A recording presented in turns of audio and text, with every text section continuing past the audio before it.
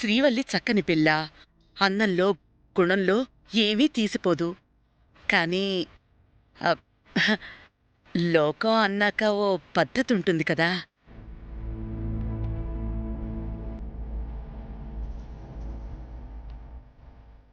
చల్లకొచ్చి ముంత దాచినట్టు ఇంత దాకా వచ్చి మొహమాటం ఎందుకే? చూడండి, ఆహ్, పూర్ణం లేకుండా బూరెలు చేయొచ్చు.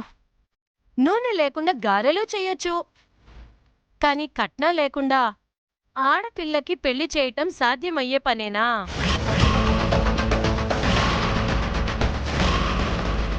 అది ఇంత పెద్ద కుటుంబానికి కోడలుగా పంపడం అంటే ఇక మీరే ఆలోచించాలి.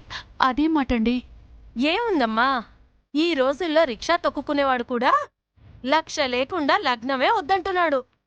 అలాంటిది బెంజిలో తిరిగి ఏసీలో పడుకునే సామ్రాటు ఎలా ఒప్పుకుంటాడనుకుంటున్నారు?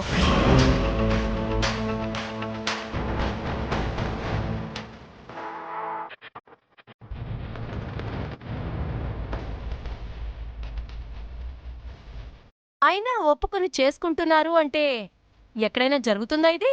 మీరే ఆలోచించండి.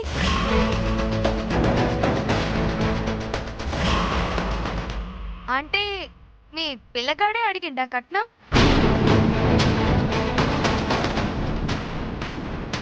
అబ్బాయి ఆజ్ఞ మా ఆచరణే అనుకోండి. దీనిలో తప్పే ఉంది. అయినా మేం మాత్రం ఎందుకొస్తాం? గీళ్ళు కట్నం కావాలి అని అడుగుతుండ్రు అంటే శ్రీవల్లికి గిది నచ్చది.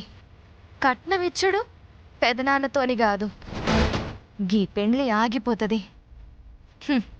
నా నోటు నుంచి చెప్పకుండానే గీ పెండ్లి ఆగిపోతుంది. చాలు. హ్మ్. అన్నయ్య గారు, నా కొడుక్కి శ్రీవల్లి నచ్చింది కాబట్టి, శ్రీవల్లి నాకు నచ్చింది. ఒక్క రూపాయి కట్నం కూడా నేనడగను. హ్మ్. అంటే కాకపోతే అన్నయ్య గారు, వచ్చేవాళ్ళందరూ ఏమిచ్చారు, ఏం పెట్టారు అని అడుగుతున్నారు. తల తీసేసినట్టుంటుందనుకోండి. ముందు వాళ్ళ నోరు మూపిస్తే సరికదా భవానీ. ఆహా, అన్నయ్య గారు, మా బంధువులకి తలా ఒక తులం బంగారం పెట్టండి.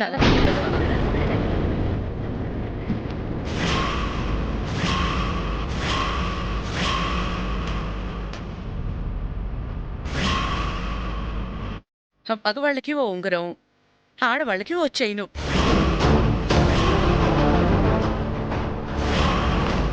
మరి బంధువులంటే ఎంతమంది ఉంటారు అత్తయ్య గారు? ఎంతమందుంటే అంత. ఎంతమంది ఉంటారు? మహా అయితే ఓ 10, 15 మందో ఉంటారు. అంతేగా. అయ్యా, భవానీ వంశం అంటే మాటలా? భవానీకి ఊరంతా చుట్టాలే.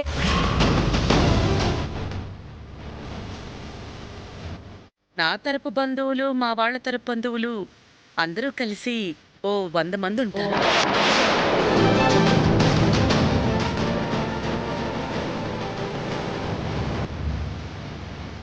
ఇదిగోండి, మా భవానీ చెప్పింది దగ్గర బంధువులు మాత్రమే. దూర బంధువులతో కలిపి ఇంకో 100 మంది కూడా ఉంటారు.